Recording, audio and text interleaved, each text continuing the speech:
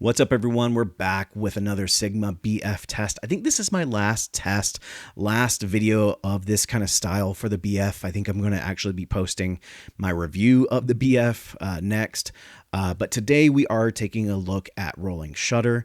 We're just doing a quick studio test of rolling shutter. I basically took one of these LED lights and did the rigmarole, whipped the camera unnecessarily fast to see if there's any kind of readout issue.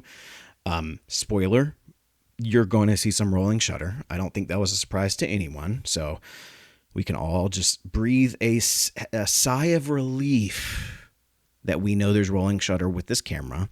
Now, is rolling shutter a deal breaker? In my opinion, it's not, but it all depends on what project you're working with, what you're shooting. If you need something that has a fast readout, has global shutter, then there are definitely tools better suited for you than the BF. But if rolling shutter is not an issue, you just maybe want to know that it's there, the BF definitely has rolling shutter. I am going to be showing you guys some pictures as well of a night street photography session that I had last night.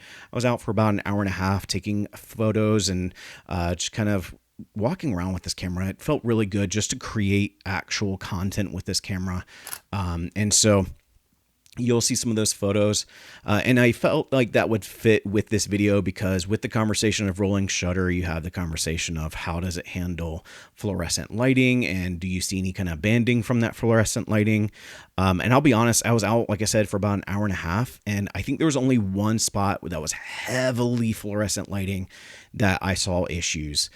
Other than that, everything else I thought went great. And there's a lot of fluorescent lighting around our city. And so, I know this from shooting with the FP and the S9 and now with the BF. Yes, electronic shutter does suffer from banding from fluorescent lighting, but those are things that are good to know going into it. Would it be ideal if it didn't? Sure, absolutely. But if you're used to a camera that has electronic shutter, maybe you shot with the FP or the S9, the BF is going to be very similar. So I felt like it wasn't a huge issue. Again, it's kind of just one of those things of like, know your camera, know its strengths and then its weaknesses. Other than that, get out and create some art. So, yeah, rolling shutter exists. It just exists. Look, let's be honest. There are some high-end cinema cameras that have rolling shutter.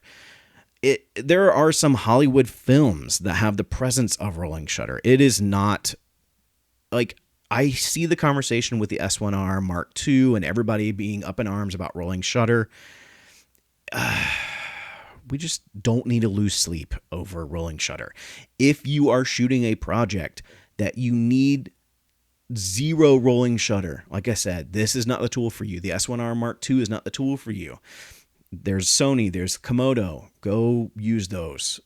But for those of us that love this camera and want to see this camera and make some art with this camera, just know that rolling shutter is going to be there. So I really do love using this camera. I was really excited to get out and actually do some photography with it.